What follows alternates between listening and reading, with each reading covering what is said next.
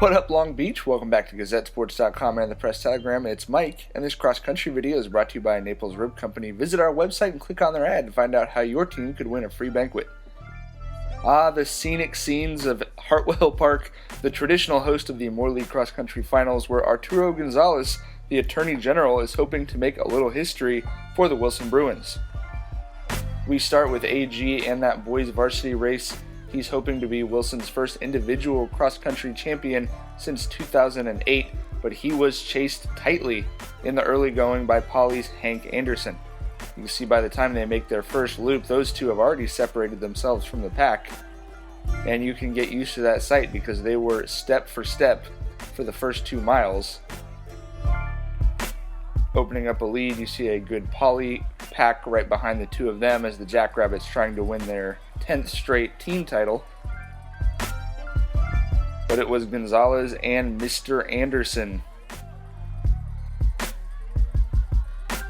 I have to say, kind of unexpected. Anderson had not been up there with Gonzalez in the first 2 races. And pretty cool. Great job by him to give us a show. You always love to see some real racing like this at league finals. You see those guys really with each other. After about 2 miles, the AG is going to pull away.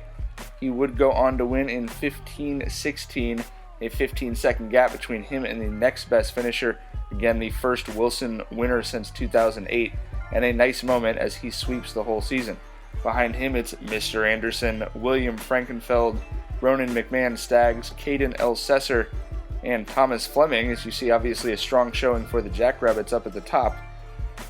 They'll be followed by Gabriel Gomez of Wilson, my paisano Jason Tolentino of Lakewood, and then Nate Cooper and Jack Raymond will round it out. So the Jackrabbits do get that team title, but obviously a special moment for Gonzalez. He said he really felt the pressure all week to finish off that year strong and get the championship, and that's what he did.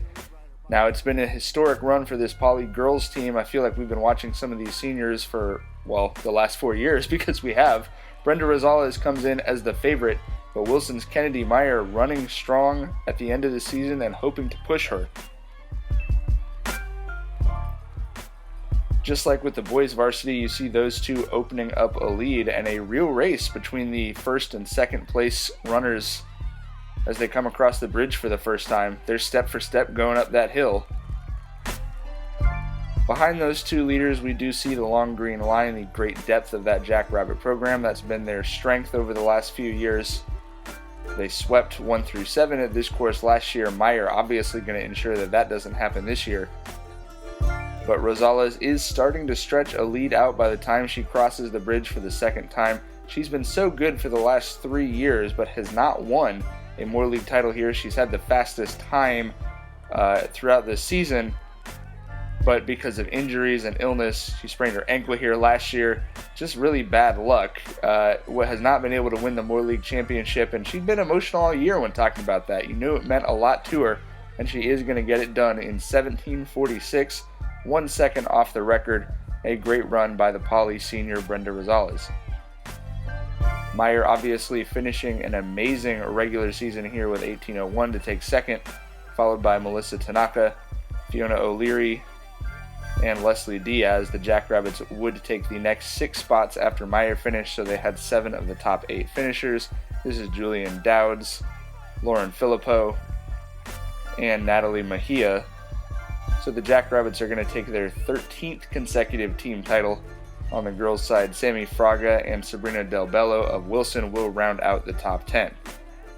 And as Rosales comes down the chute, you can see the emotion here, not just from her, but from everyone around her. Everyone who's talked to Brenda, I think, throughout the season knew how much this title meant to her, and certainly great to see her cash in on 3 years of great running here in the Moore League.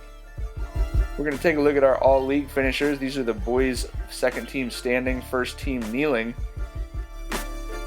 And for the girls, same thing. Second team is standing back there. The first team kneeling. You're all Moore League teams.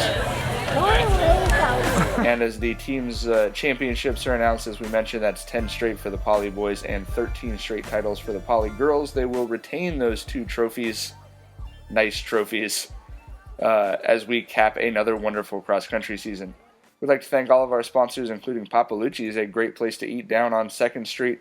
Still plenty of cross-country running to come. CIF prelims this Friday and then CIF finals the week after that. To find out what happens with all the local teams, you got to keep it right here.